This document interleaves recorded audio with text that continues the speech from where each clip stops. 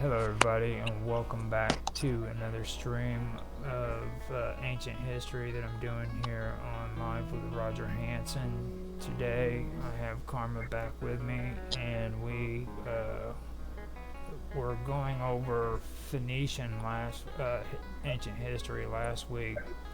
There were a couple of interesting things that we came across that I'd like to review before we go on any further. If you don't mind, Karma, would you mind doing that with me? No, I don't mind. I'm gonna put my headphones in so that way I can have a better sound and I can. Well, last week when we were talking about the Canaanites, and we came across the deity Mot that really struck my attention. So I went back and I looked over some of the Egyptian stuff I had, and sure enough, Mot is in there, but it's spelled Maat, which could be Mm-hmm. Maat. Now, on the Canaanite version, how did they spell? Do you remember how they spelled Mot? I think it was MOT. And let me M-O-T. just let me just double check. I gotta find it because I have my, infinite amount of Windows 50 at this point. 50 at this point because I'm still working. Yeah, but let me just see. The history of, no, that's the wrong one. That's the Planned Parenthood thing. No, No, not at all. Right. That was from when we were talking about no, that. it's fine. It's a Yeah, it's somewhere here. Hold on. I'll tell you in a second. I'm pretty sure it's MOT, but I don't want to tell you that it's MOT, so I'm gonna look for it, and then we now. can go back with it. Now, Mot or Ma'at, it's a it's referred to, or Ma'at or Ma'at comprise the ancient Egyptians' concepts of truth, balance, order, harmony, law, morality, and and justice. Ma'at was also the goddess who personified these concepts and regulated the stars, seasons, and the actions of mortals and the deities who had brought order from chaos at the moment of creation. Her ideology opposite was Isfet, meaning injustice, chaos, violence, or to do evil. So that's where that comes from. And so wait, and that was the MAAT one. Yeah, Ma'at. See, that's crazy because I did find that it was for the Canaanites MOT. That's what I thought, but I want to just double check them if I spoken correctly. But so the mat is It like, sounds like the complete opposite of what you described. yeah, Do you still have the description of them? right here it says blah blah blah blah, Canaanite god of death, and so. Okay, the Canaanite god of death and the underworld. He was known to the people as Ugarit, and in Phoenicia, where Canaanite religion was widespread. The main source of information about Ma'at in Canaanite mythology comes from the texts discovered at Ugarit.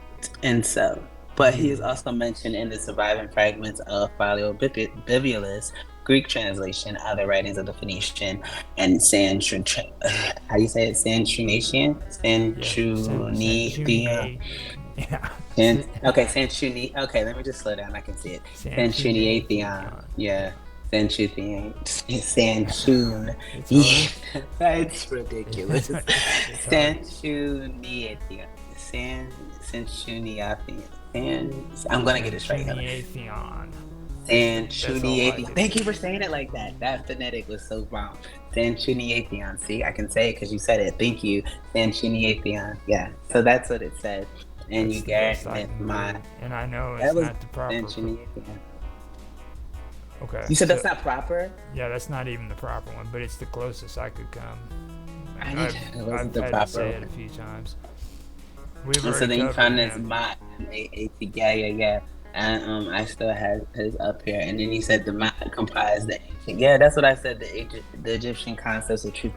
That's what I know the Ma'at to be, and that's what they call it, the Ma'at, not Mat. And then but I guess it is pronounced that if you run it together, and then they have the Ma'at gods and their principles, like you just spoke on: truth, justice, harmony, balance, order, propriety, and reciprocity. So. Now, see, it's in Amtuat, which is the 12 gates, and that was in the 11th hour, and I'm pretty sure it's in other hours within the writings. It's just that's the first place I could actually find it. But the 11th hour is the majesty of this great God takes up his position in this circle, and he sends forth words to the gods who are therein. Second Tuatai, Twitus? Tuatua, Okay. and it second Tuatai is the name of the gate of the city through which the great God passes. Re'in Corinth Apcot is the name of this city, the secret circle of the Tuat in which this great God passes on his way and comes forth at the eastern mountain of the sky, the eater of the eternity. The form there is the presence of the serpent Petra. And see right here, me and Rocket found out that was a different interpretation in the 12 gates, or the 12 hours. The Book of Amtuat calls it Petra, which was something that we caught before. That was a It was a misinterpretation because later on they changed the name. I believe Budge did the interpretation of it, and if I remember you saying this. Yeah, because I looked it up and it was these stones. Yeah. Now it says which dwell in this city, and they place themselves in the train of Ra when the birth of Keper upon earth is about to take place. Then right here is where it says it. Whosoever shall make an image according to the figures which are depicted on the east of the palace of Ament in the hidden of the Tuat, and whosoever know them shall be in the position that divide his offering, and is a spirit who is suitably equipped both in heaven and upon the earth regularly and unceasingly.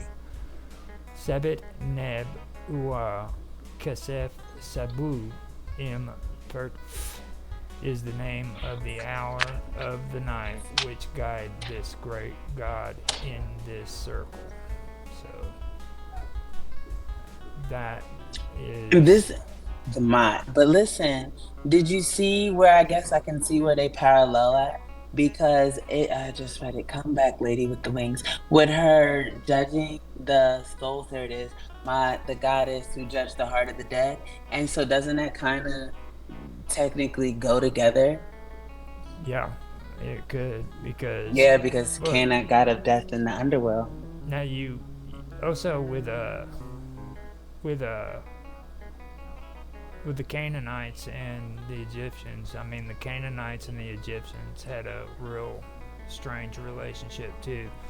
You know, like the Egyptians used to hire the Canaanites as mercenaries and stuff like that. So they really did have a strange relationship, and they were kind of like what the Hittites were, but the Hittites had a lot like a family-like bond with one another with the Egyptians. Like they would, their kings would freaking correspond to each other, and they'd call up each other brother and stuff. You know what I mean? And they were they were freaking nice to one another. Yeah. You know what I mean? But Yeah. the History doesn't depict the same storyline often. yeah, and the Canaanites were subjects basically. The Canaanites were always rebelling against Egypt, and then they were always being captured. So they were either against them or paying tribute to Egypt. So they basically had to be nice, and in the process, like a lot of their ideas got mixed in together. It's like even in the Jewish Torah and the Christian Bible, you know, well, especially the Christians. I mean, look where Mary went to have Jesus. You know what I'm saying? She went to Egypt. Okay, so now I have a question. The mercenary, you said that the Egyptians would hire the Canaanites as mercenaries, or was it the other way around? It was they would hire them as mercenaries because they were always having well, let me see, the Hittites, Who would hire whom, though? That's what the I'm more so. Egyptians would hire the the Emma's Hitman, yeah, Canaanites. Hitman, yeah, because that's what I'm. So, also called a soldier of fortune, a hired gun, a freelance, or a sellsword as a private individual who, because I was going to be completely honest, I had no clue what it meant, so I was looking it up, and that's why I was just wondering, like, what does this mean? And then I see here now. Hired for foreign, now see, it says different ones. It says for foreign services, but they were really hitmen. What, the Okay. Canaanites? Yeah, pretty Yeah, much. yeah. And so then, okay, that's Canaanites different. were they were pretty rough. It says a hired gun in big black letters.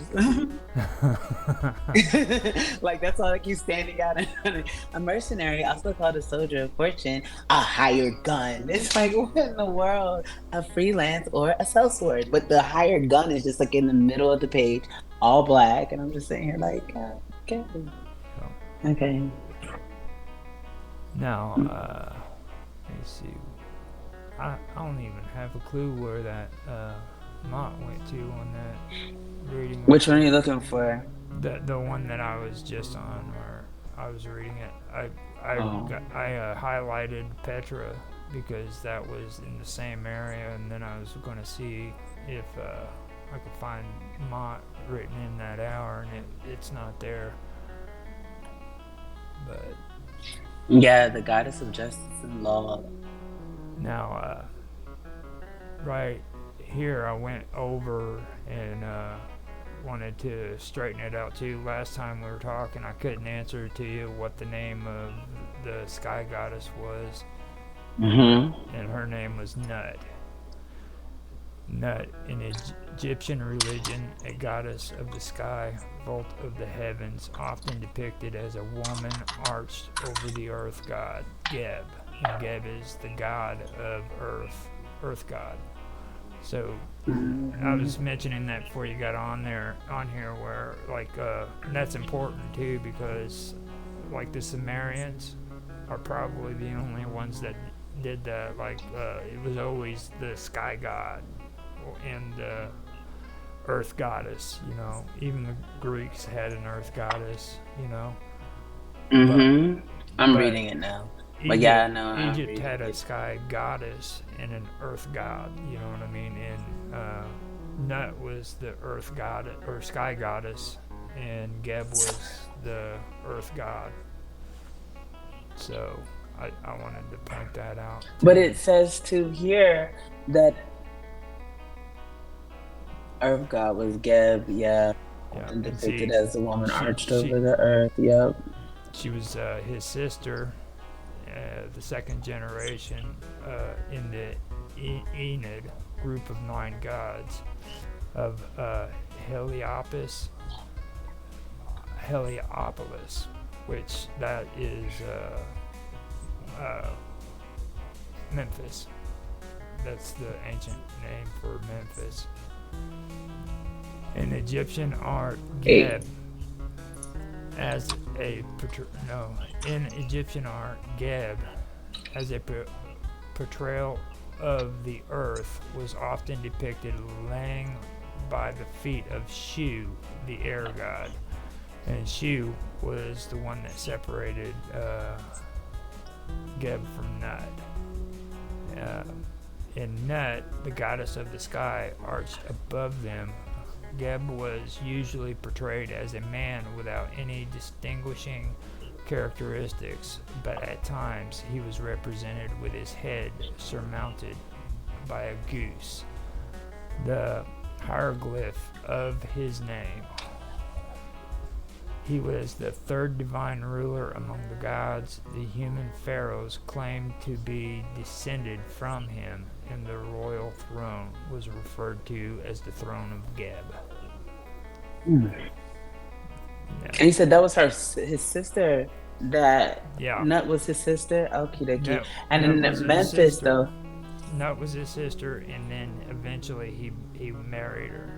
And that's why they separated him with the frickin' the sky, was because they were procreating too much, and the gods felt that they needed to be separated. Out of their procreation, this is where Memphis comes from? Because it says Memphis, but it says Memphis. Okay, Ptah was an Egyptian god of creation and craftsmanship. Didn't we talk about him as well? Yeah, Ptah. Now Memphis was named. Ptah is actually in the writings too. Yeah, I see him here, and it says an Egyptian god of creation and craftsman. And then it says he's becoming the creator, and then Memphis became the creator of the universe. So I guess Memphis was the naiad nymph of the main well of fountain of the Egyptian city of Memphis. She's the daughter of the river Nile and the wife of King Epaphus. Apophis, okay.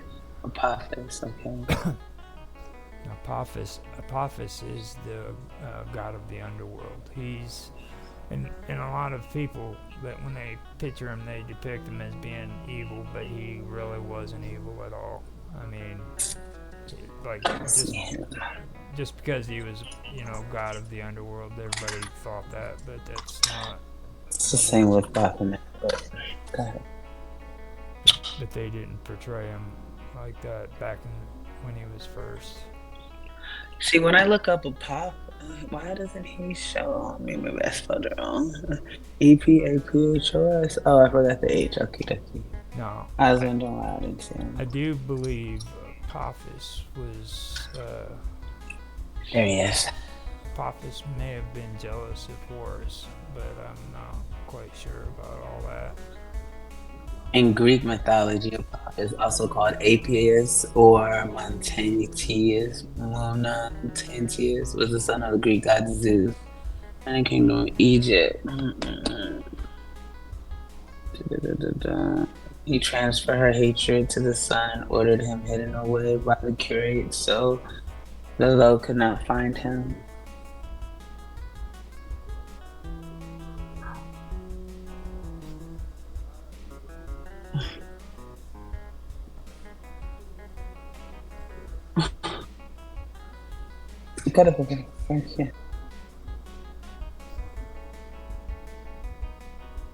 See where I've got this too, they don't give you the option to search in the words, so I could easily just search it out, but they don't have the option on there. Actually, let me see. No. Is this stuff that you're unable to share? You cannot share your screen. It's okay if not. Oh, I understand, like someone. I've got it on there right now. It's mine just shows mine. Well, the other people can show it. I know what you mean. I'll have it up there in a minute, but it'll show it. Okay. Just when it's done. This is off of my notepad. I use or notebook on Microsoft to keep records and stuff. Yeah, I'm into it. I told you attempting to organize it on Notion, but Notion is low key. I guess an easier way for you to do it, and I have not figured out the easier way because you can like type the formula and it kind of does it yourself. But not to go off topic, I apologize. You know, I'm good for that. Good for the good differ. So that was something I wanted to go over there with that. And then it says, besides Geb, there's Nut, and Nut is the in the Egyptian religion, a goddess of the sky vault of heaven. Did I already go over this? Yeah, you said this already. So Geb. Geb. And into Geb. But go ahead. In ancient Egyptian religion, the god of earth, the physical support of the world. Geb constituted, along with Nut, his sister, the second generation of the Ennead, group of 9 gods of Heliopolis. That's all it is. It's just the same stuff. Yeah. That's wild. They don't even link him as his wife. Link Nut as his wife. It says that it's his sibling. Yeah. Well, that's in the creation story is how it starts, and then it starts talking about how Osiris, okay. Yeah, that's how we got here because that's the father of Osiris and Isis. Yeah, and I remember. And gave birth to Osiris, Horus, Seth, Isis, and Nephthys. And then Osiris became jealous of Horus because Horus got the sun. Was able to hook up with Isis, his sister. I know, that's some wild stuff. But look, so did you hear a story about Isis really being Jesus's mom? No, not Jesus's mom. Isis, they believe that she was actually like, and this is a part of the whole conspiracy thing. So, like, yeah, so tomorrow, but Isis, some of the people believe is actually Mary, is what they're saying. Yeah. And then she got a job because she wasn't a royal, but she like not faked her way, but like she got a job. No, that's wrong. That's somebody else. I guess Moses. Never mind. I'm getting my stories mixed up. Continue. But the gods, with the exception of Horus, was commonly referred to as the children of Nut. And the reason why they don't say that Horus is the children of Nut probably is because he was like a major player in the pantheon, you know what I mean? He's the one that took top stage in the beginning. Like you know the story about Horus, right? The sun god? No, Horus. After he hooked up the Eye of Horus. No, not Ra, the sun god. I apologize. The Eye of Horus. Yeah, you know about the Eye of Horus, probably. No. Yeah. Okay. Now, when he got with Isis, Osiris became jealous and plotted his death. So he ended up killing Horus. And what happened is Isis took his body after Horus or Osiris had cut it up into little pieces and separated it and hid it away in different parts of Egypt. And according to the story, she took and had his penis, and she was on a ship, and she freaking dropped it into the water, and a fish ate it. You know, I know, because you know, like, and then Tiana, it's like a Tiana, Isis, it's kind of like the same trail, no? Not yet. Wait, no, Osiris hid his body all over Egypt. Oh, it was Osiris that did it. I thought it was Isis. She had to collect it. What? She collected each part of his body, put it together. Except the one that was eaten. Yeah, except for the penis. So she brought back a penisless man? Well, this is the story. It gets better. But you know how it gets better. You know how they have the mummies all wrapped up? Yeah. that's a representation of Horus, because what they did with Horus is she took the body parts and she put them together and then she wrapped them in linens, and then forgot which god it was, but one of the gods freaking made it to where she was able to procreate with Horus and have a child. Now that's weird. That's just okay. Yeah. You remember how you're talking about the guy who could procreate with women through their mind and controlling their sexual energy and them? Yeah. Yo, that sounds like really something like that. Which would be crazy, because would that not make it real? Something that could actually happen? Well, what do you think Christians are saying with Jesus too? Well, I mean, think yeah, about it. but I mean, he didn't have a father, so I mean, how was he? How was Mary? Come on, let's just but we know that. All right, well, we're not I gonna mean, go I'm there just because it's saying, not it's Wednesday.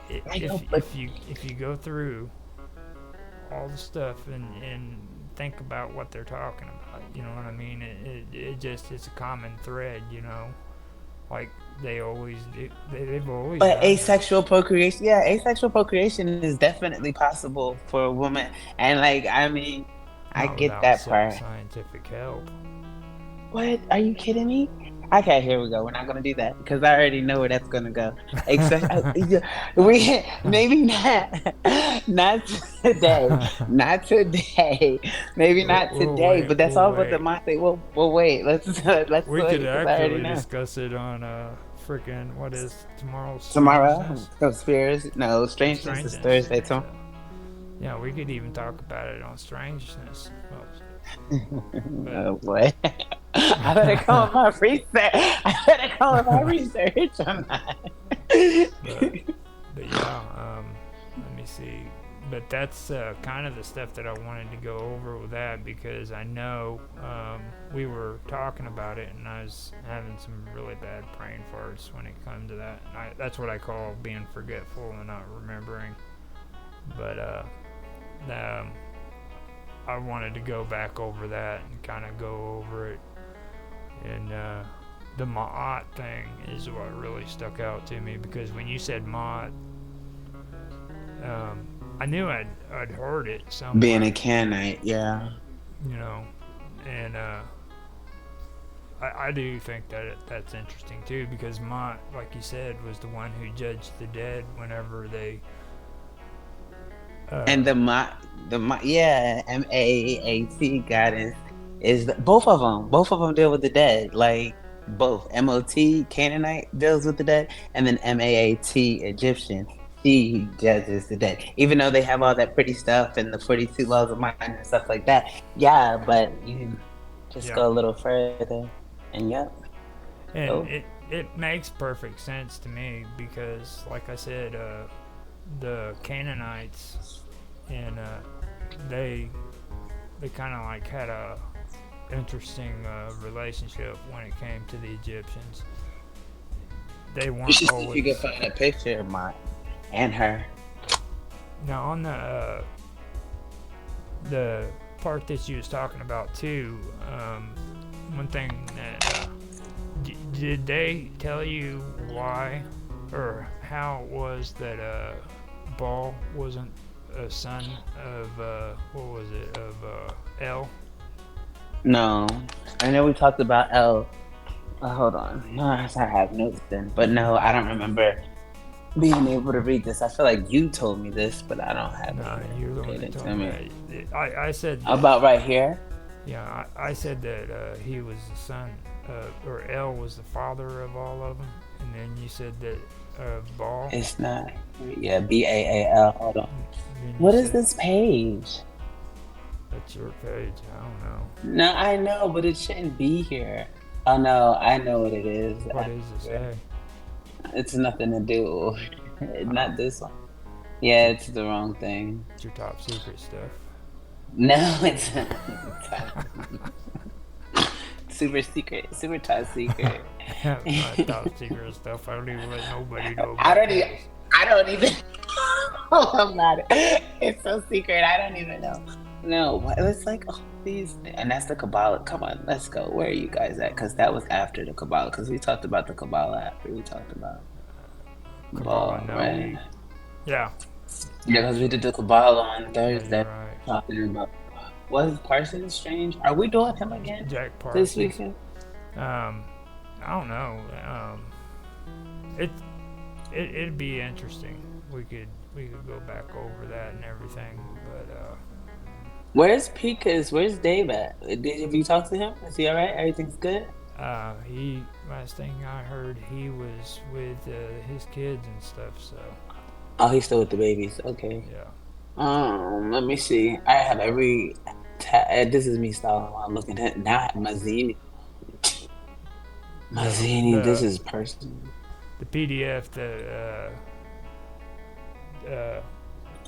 Mr. Robot told me about. It was called the Book of Gates. Now that one is the one that has the different name other than Petra on it. And it was like I was telling him, that was probably a rewrite from like a correction, you know what I mean, that they made for him. And instead of them calling him Petra, they called it by the actual interpretation years after what's his name did his interpretation of it. Budge. No, I have so much stuff because after I did that, yes, great job. Okay, please, I'm working. After that, we did. I went to that news show.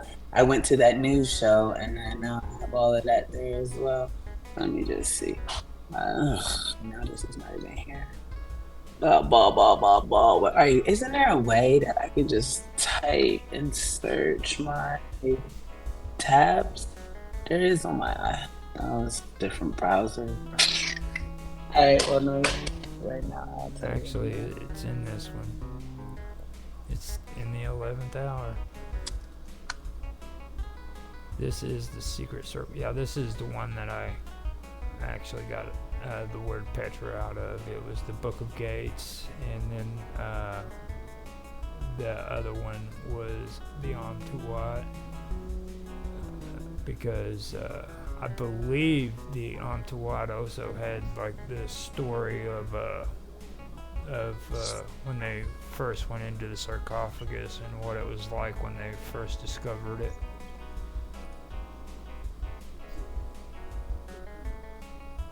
And I feel like I was attempting to download the Book of Gates. Let me see if I did it. I don't think so because there's probably constriction.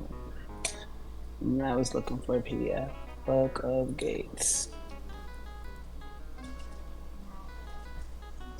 Yeah, I don't know how to look. Dead House, and then I went all. It went somewhere completely wrong, and that's what it is.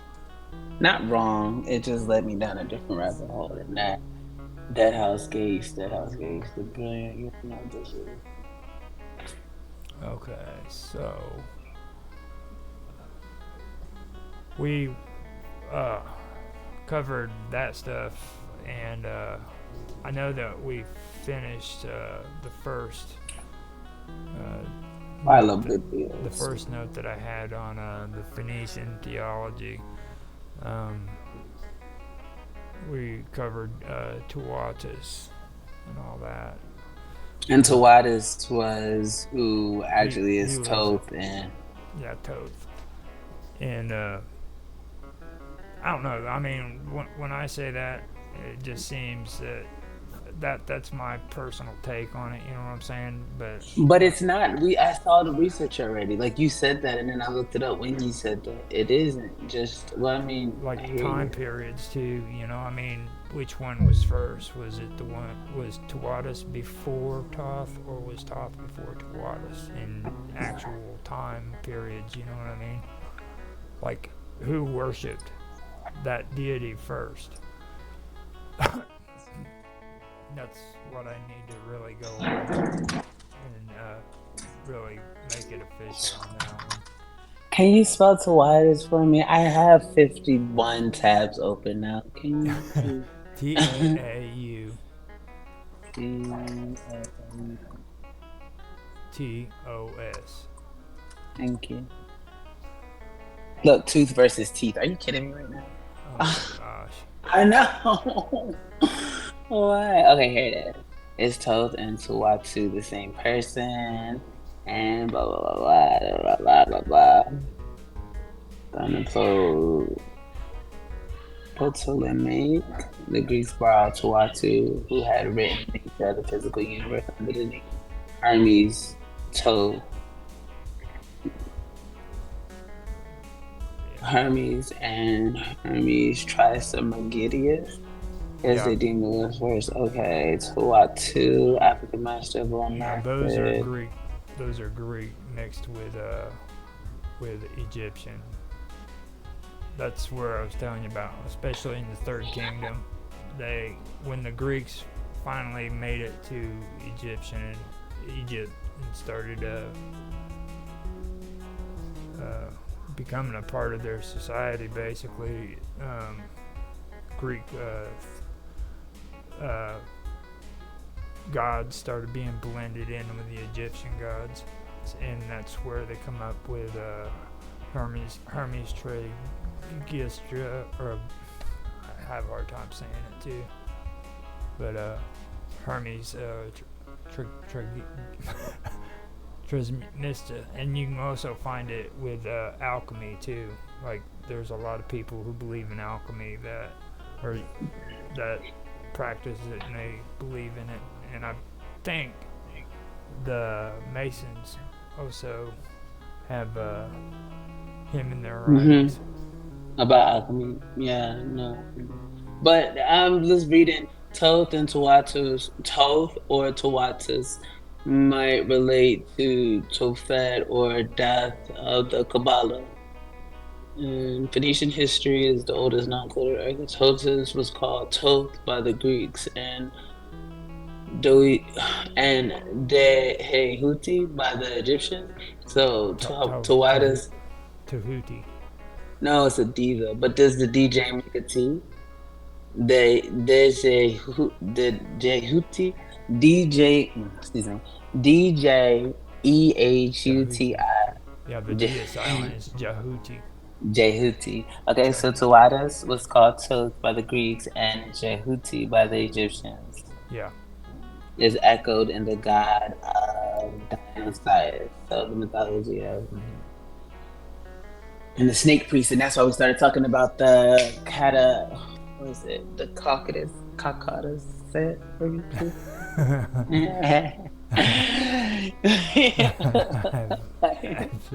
I know how to say it if I see it. I just am not looking at it. What's it called? The cat. Oh man, it's gonna storm again. Yesterday my lights went out. I really hope it doesn't storm again like that. Okay, so on the next one, it says, judging from the fragments of the Phoenician history, Senechunathion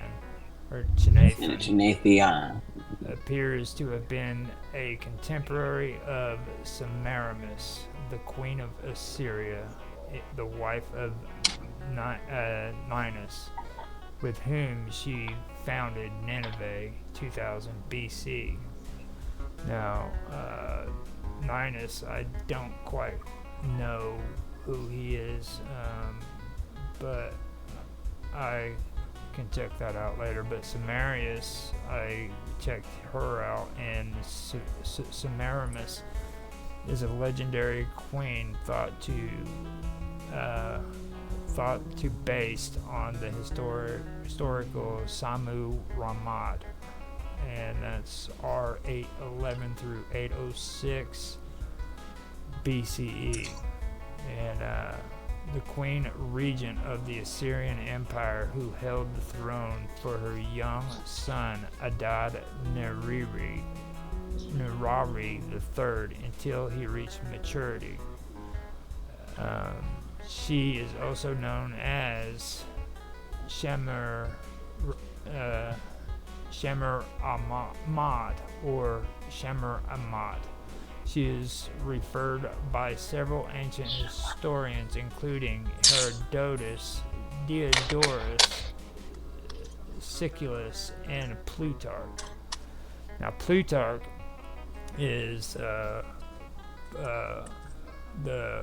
one of the Neoplatonists that we were talking about before, Plutarch and all them. And the guy who started the Neoplatonists, his name was Plotinus. So they kind of all 1360. yeah. So that's who mentioned them. She was the wife of Shamshi Adad the Fifth. I know Shamshi Adad the Fifth. Okay, so that would be his son after he died, and that was between 823 and 811 BCE. And when he died, she assumed rule until Adad Nirari III came of age, at which time she passed the throne to him. According to scholar Gwendolyn Like, this woman achieved remarkable fame and power in her lifetime and beyond. According to contemporary records, she had considerable influence at the Assyrian court. This would explain how she was able to maintain the throne after her husband's death. Women were not admitted to positions of authority in the Assyrian Empire and had to have a woman ruler.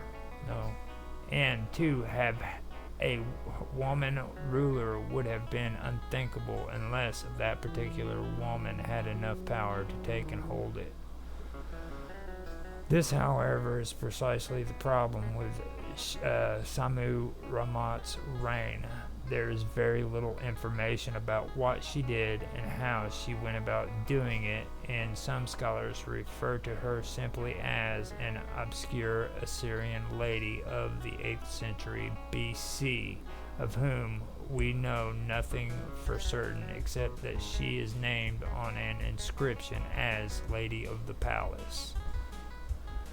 It would seem, however, that she was much more than that, and, however little may be left to record her reign, there is enough to suggest that she was the equal of her predecessors and secured the kingdom after the death of her husband. Now, that is her ancestor. They also Does it talk about their coming together? Like what no, was according to my notes, where Sanutinatheon is concerned, it appears that he was a contemporary of this woman and the wife of Ninus. Yeah, see right here, the queen of Assyria, the wife of Ninus. She was actually the mother of Ninus, with whom she founded Nineveh. And see, she's not the one who founded Nineveh. I know that much. That's not her. Adad could have been the one who founded Nineveh, actually. You said Adad is the didn't you just say that last week or what? Yeah, or 2 weeks ago? Nineveh, before Nineveh was the capital of Assyria, it was actually freaking Assur. That's where the god Assur came from. Like, a lot of people don't understand that, like, they didn't worship a deity, they worshiped a city. Okay? Like Assurbanipal. That was like the title they put at the beginning of Bonapal's name, Assur. So they deified him. Okay. And the other day when we were having a conversation and we said like Petra. Yeah, like, remember how we were talking about humans being deified? Mm-hmm. And then there was freaking supernatural deities, and then there was men that were deified. Yes, and that was what was the big deal, was causing an issue with the separation of the men and the actual goddess and gods. Yeah. Yeah. this is kind of like an example of what I'm talking about. Like Assur was a city, and freaking when a person became freaking ruler over Assyria, they usually took on the name Assur, which deified them to godlike status, and it made them a deified human. All right, but they worshipped the city, Assur. You know what I mean? They didn't worship a god that was supernatural and stuff. That's the weird part about all that. But anyhow, that was the first one before Nineveh. And then when they created Nineveh, Assur was still very important to them. It was a place of worship. They always went there, and like that was the place where their god was. You know what I mean? Yeah. So I gotta find out where that name is, though. What was the other guy that you just said, and you read about the woman? Shamshi Adad. Yeah, and then when I looked, can you spell Shamshira Dad? And because when I spelled it, it pulls up for me something completely different. It pulls up Sekhmet. SHAMSI/ADAD.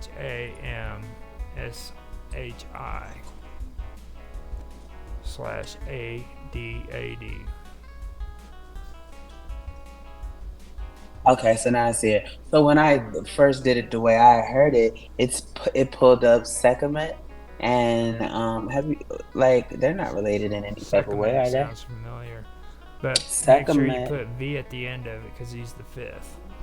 is the god of, it says the mistress of dread, and then it says she. You know what's funny? Excuse me. Also called Sekhmet is the Egyptian religion. Excuse me, a goddess of war and the destroyer of the enemies of the sun god Ra.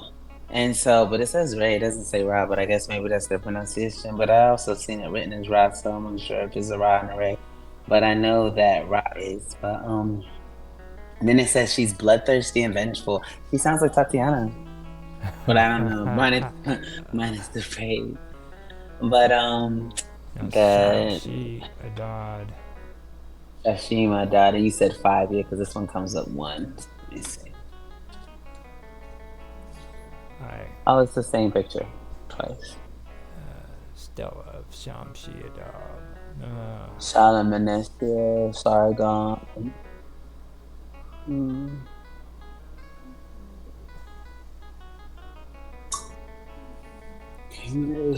Okay, Shamshi Adad the fifth, king of Assyria.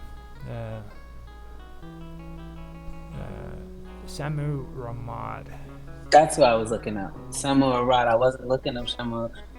Like I looked up her, and that's how I got on that other Egyptian goddess about where.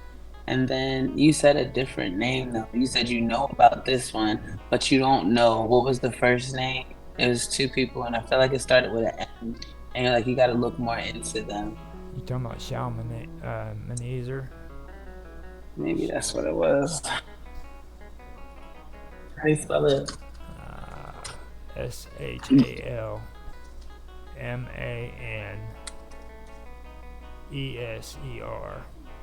that would be the third, so 3 eyes after it.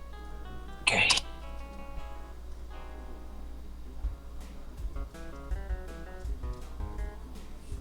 Cool.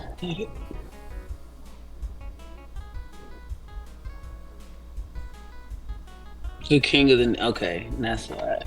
Neo-Assyrian Empire of the death of, okay, I got you. Oh, no. Now, I guess I am gonna have to rely on the Wikipedia because the Encyclopedia Britannica doesn't have any information on them. It says the king of Assyria, Britannica says the king of Assyria has pursued a vigorous policy of military. That's Mount. This is Shamshi Adad. Oh, okay. He was the king of Assyria between 824 and 811 BC. He was named after the god Adad, who is also known as Hadad. Now, Haran, actually, by the way, I should mention that I was a little inaccurate about that. Haran was actually the first capital of Assyria. Then they built Assur, Nineveh. and then they built Nineveh. So I need to clear that up. I don't know if you ever heard of Haran before. No, her, but for whatever reason, I feel like it's something that I've heard to where it's connected, but I don't know what it is. No, I don't want to tell you that. Haran's like one of the oldest cities in the world. And what's it called? How do you spell it? Hold on 1 second. I'm not big on like geographics. Haron.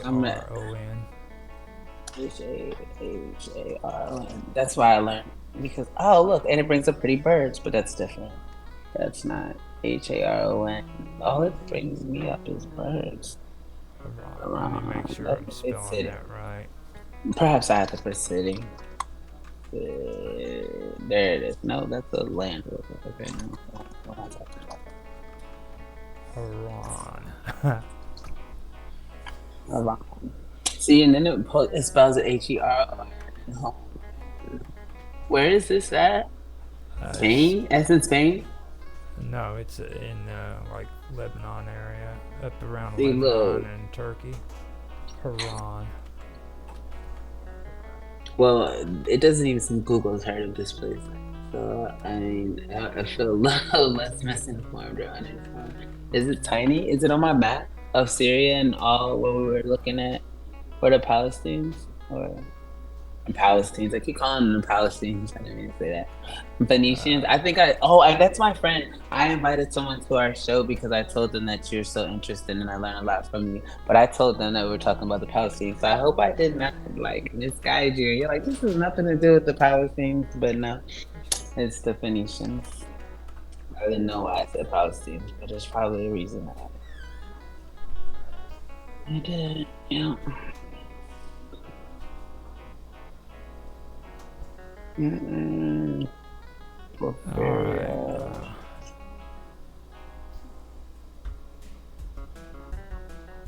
I have Haron and I have Heron. For some reason, my freaking search engine keeps sending me to different locations. Tushpa is up where the Iraqis were. Haran is Harran. Okay, H-A.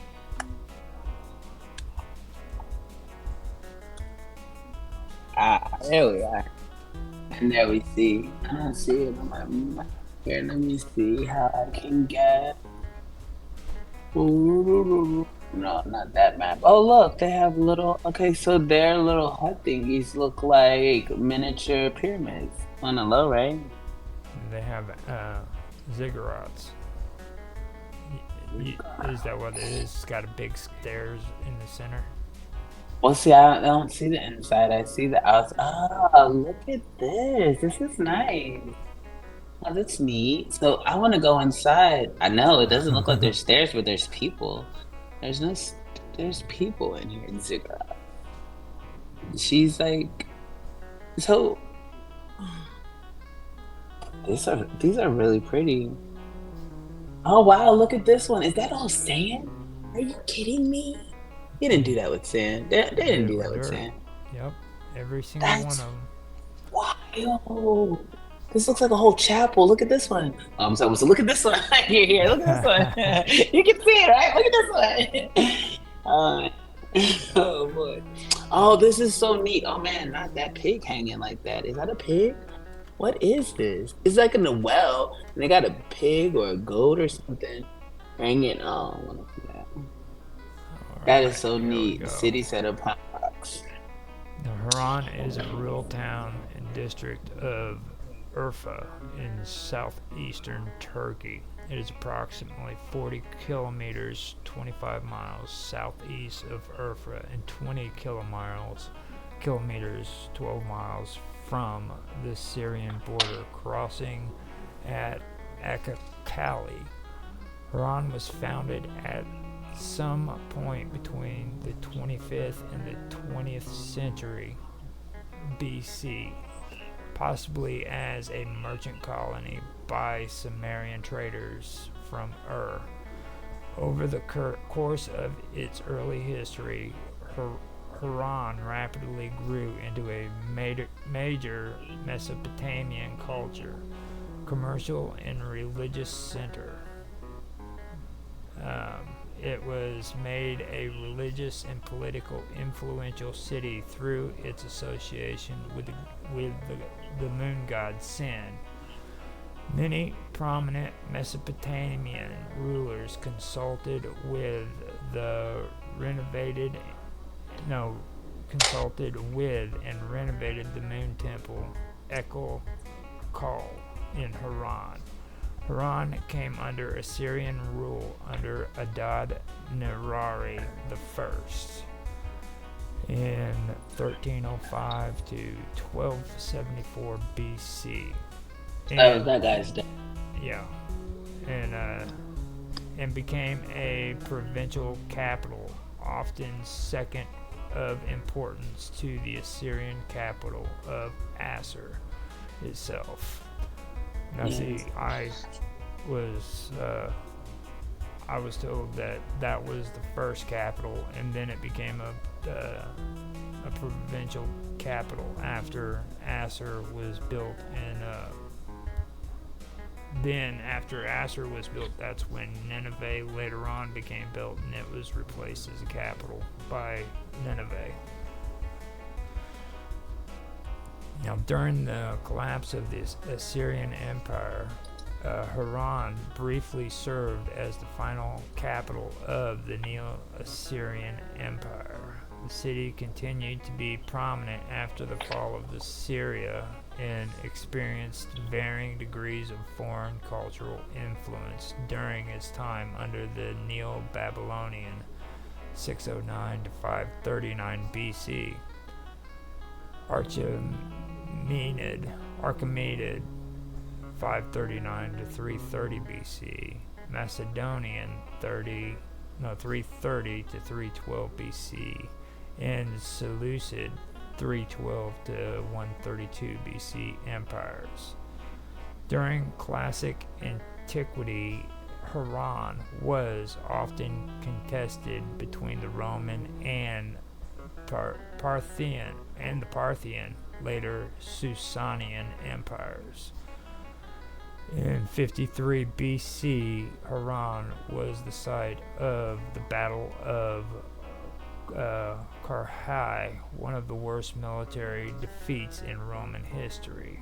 The Haranian moon cult of Sin proved to be enduring and lasted long into the Middle Ages, known to have existed as late as the 11th century AD. Haran was captured by Rashidun Caliphate in 640 and remained an important city in the Islamic period. It flourished as a center of science and learning, and was the site of both the first Islamic university, the Haran University, and the oldest mosque in Anatolia, the Haran Grand Mosque. Haran twice served as a capital city in the Middle Ages, first briefly under the Umayyad Caliphate between 744 to 750, and later under the Namirid Emirate between 990 and 1081. The city was conquered by the Mongol Empire in 1260, but was largely destroyed and left abandoned in 1271, although Haran was kept as a military outpost under some later regimes. It has, over the last 5 centuries, mainly been used as a temporary settlement by local nomadic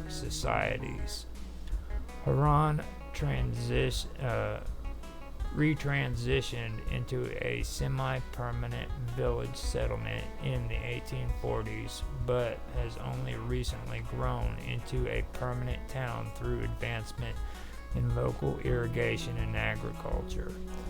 Harran was a Turkish district until 1946, after when it was downgraded to a sub-district of the Akakali district. It regained its status as a district in 1987. Today, it is a major local tourist spot. The town is particularly famous for its unique beehive houses, which are reminiscent of buildings that were already present in Harran in ancient Mesopotamian times.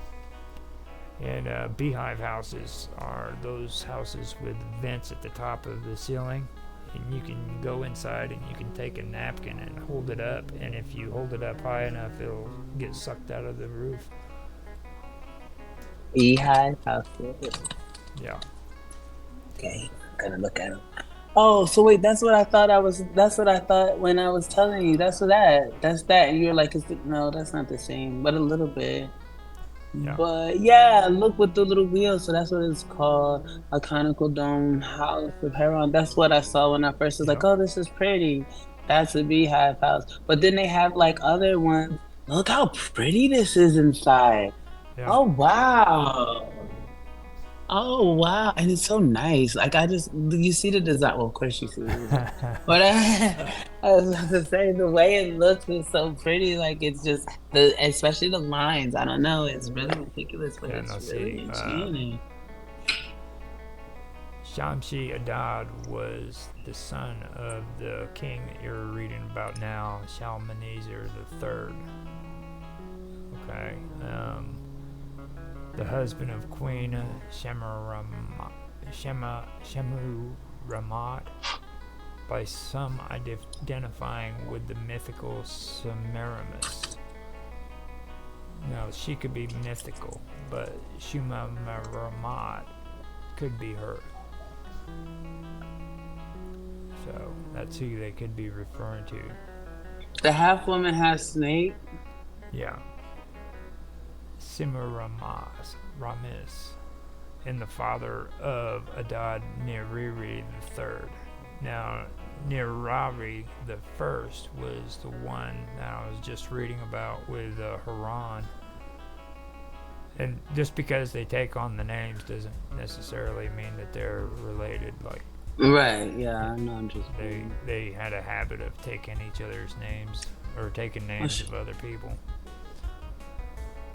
They have a whole movie about this. Hold on, not a movie. I guess it's a show. 2023. Have you seen this? No, I haven't. And it's based. Okay, I want to see if that has anything to do with what you're talking This about. woman's husband was also the grandfather of Shalmaneser IV. And there's so now I'm Shamshi Adad. I know of him.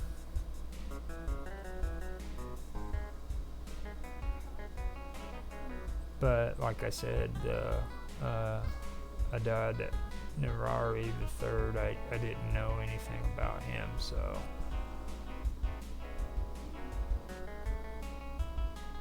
that is who she was. She was supposed to be the wife of Ninus, with whom she founded Nineveh, and Nineveh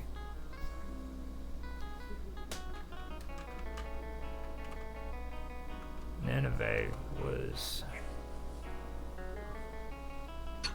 I'll go ahead and use it. Nineveh. You cannot stay in Wikipedia. It was the early city of Mosul.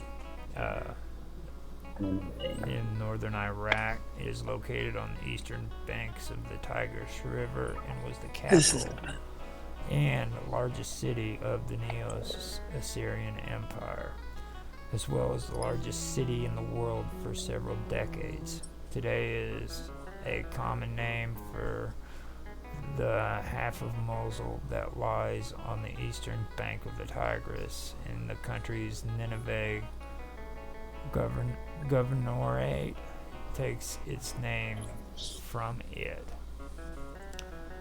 It was the largest city in the world for approximately 50 years until the year 612 BC when, after the bitter period of civil war in Assyria, it was sacked by a coalition of its former subject people, including the Babylonians, Medes, Persians, Scythians, and Cimmerians. Now that was when the Persians finally invaded Assyria and defeated them. It was also the time when the Jews were freed from Babylon, which is documented historically, by the way. Mm-hmm. So I just wanted to make that point clear. It's the first time I've actually had a chance to say that on the internet. But that actually is like historically documented. And where were the Phoenicians? The Phoenicians were, we said, in like near Jordan and stuff like that, right? Is that right? Or Lebanon? No, it's not. The Phoenicians Phoenicians basically were all over the place. Like they were in Crete, they were up in Turkey. Troy is where Turkey is where Troy was actually at, right there on the coast of Turkish coast. Yeah, I'm looking at the map now. But the coast of which side? So it's on the Black Sea or the Mediterranean? The best way for you to see it is go into your search and type in Troy, Troy, and it'll show you a map of where it was. Oh, I see here. This map is not as pretty as the other one. The other one was colorful. Mm-hmm. Black Sea, Georgia. Okay, many I see here. Oh, there's Syria. Oh, see this Cyprus. This thing is on every single map. Even if they take away other stuff to emphasize everything else, the key I want to know about you in Cyprus. What you got going on? Oops, that's nice. Oh, look how pretty it is. Okay, I'm not gonna change the subject, but if you look at these beach, oh my gosh, look at this water, man. Yeah. Oh my God, look at the sky. Oh, I like it. Oh my, the sky is purple. The sky is purple. 5 beaches you must visit. Huh? Oh my God. That's nice. I like that. Look at the water. Okay, go ahead. It's just... Oh, that's fine. It's so beautiful. Israel. Okay. I want to know why. I gotta know about you. Oh, here you are. A map of your inside and not just your beaches. Mount Olympus. I see. Nimrod or Asher, depending on the religious version you want to follow, is the one who built Nineveh. Asher. And the context of Nineveh was as one of many centers within the religious development of Upper Mesopotamia. This area is defined as the plains which can support rain-fed agriculture. It exists as a narrow band from the Syrian coast to the Zagros Mountains. It is bordered by deserts to the south and mountains to the north. The cultural practices, technology, and economy in this region were shared, and they followed a similar trajectory out of the Neolithic. Now, the Neolithic. Yeah, go ahead. The Neolithic is basically like the caveman days. Caves in the Zagros Mountains adjacent to the north side of the Nineveh Plains were used as PPNA settlements. And PPNA is pre-pottery Neolithic A, and that denotes the first stage of the pre-pottery Neolithic in early Levantine and Anatolian Neolithic culture. It dates to c. 12,000 to c. 10,800 years ago. That is 10,000 to 8,800 BCE. Archaeological remains are located in the Levantine and Upper Mesopotamian region of the Fertile Crescent. So, like, these cities have like ancient ties. This goes all the way back, pretty much close to the. Well, you know how Robot likes to talk about the Dryas period, the early Dryas. Yeah. This is like all this stuff goes all the way back to about 2,000 years after that, maybe even closer. Like they can take it real close to the early Dryas. As a matter of fact, when cities for the Sumerians were built, freaking the mammoth, the woolly mammoth, were still alive up in the Russian area right there in seriously? But yeah, up in Siberia. They still ran free up there. What year did they die? Well, if you don't know, it doesn't matter. I didn't know. But but this is like how old they're talking about. It's pretty good stuff. I'm looking at the early Dryas, just the conditions on which how things were then. I'm saying this runs parallel at the same type of time. Sometimes conditions determine trajectories, so maybe like certain type of war, certain type of migrations, just considering all things possible as to the correlation in the different cultures.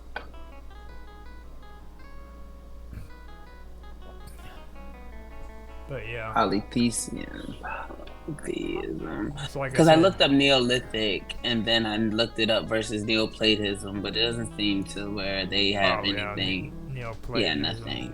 Yeah, Neoplatism. Completely different. Yeah, time periods like we're talking about like, oh god, I'd say like Neolithic would be like 10,000 BC, 12,000 BC, those areas right in that time period. But I guess I was just seeing if they had any type of correlations. Now, if you want to go close to that area, you check out Göbekli Tepe. Wait a second, gotta spell it. I'm ready when you. If you don't know, then it's okay. Can you say it again slower I can? I can spell it out. Give me a second. Göbekli is Göbekli. Okay, Gobekli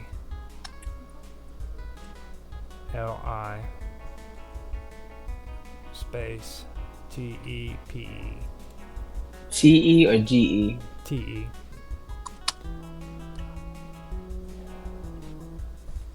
Göbekli Tepe. Okay, yeah, I got it.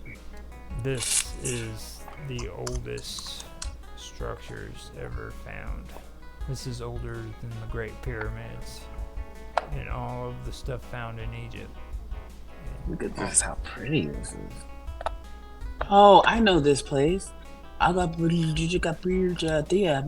World oldest temple to be restored. I know this place.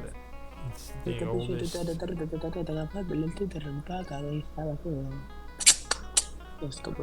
at this one. So,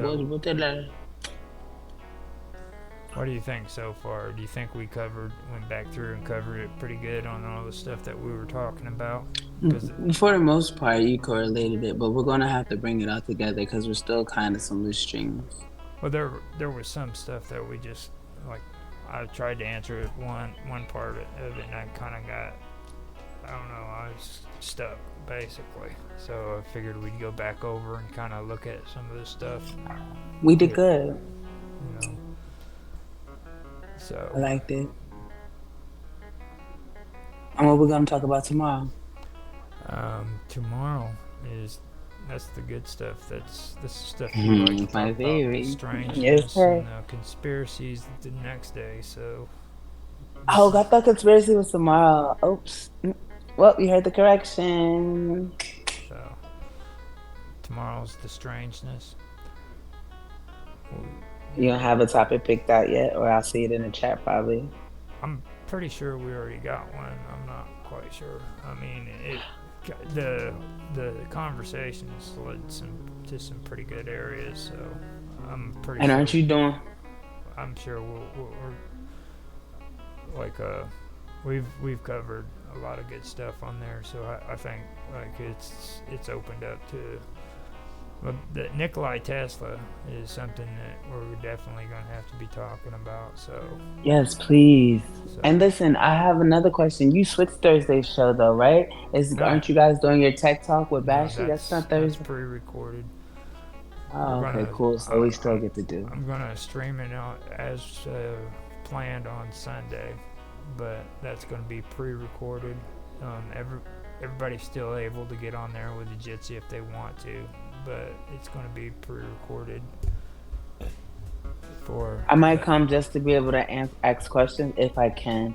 I don't know, I like it depending on time and schedule permitting because I like to ask questions right at hand. Although I know I can ask you questions anytime, even if I miss something. So, Yeah, I'm the same way. These guys are all brainiacs. I mean, but hey, and then you think most I'm gonna be able to do is sit back and listen and see if I can pick up on some of the stuff they're talking about. that's how I feel. That's how I feel about you. That's about you. I just sit here and like, okay, let me do. Thank you. Okay, so point of research, and that's that. So, I guess we should get off here and end it, and we can come back to the topics. We did get through a little bit more. We talked about the Queen of Assyria, so we moved forward on that. So And then you were able to correlate or at least bring intimacy. That's more stuff we could do, but like Ma and the Mahat, like yeah, that Ma and works. Ma, Yeah. that's pretty Yeah. good stuff. That stuck out in my head. So that Especially the correlation of them both dealing with death. So that kind of yeah. like, yeah. Well, I But will okay. talk to you tomorrow, and we will continue our strangeness topic tomorrow. So Thank you so much as usual. Have a good night. Be safe. appreciate you guys being here.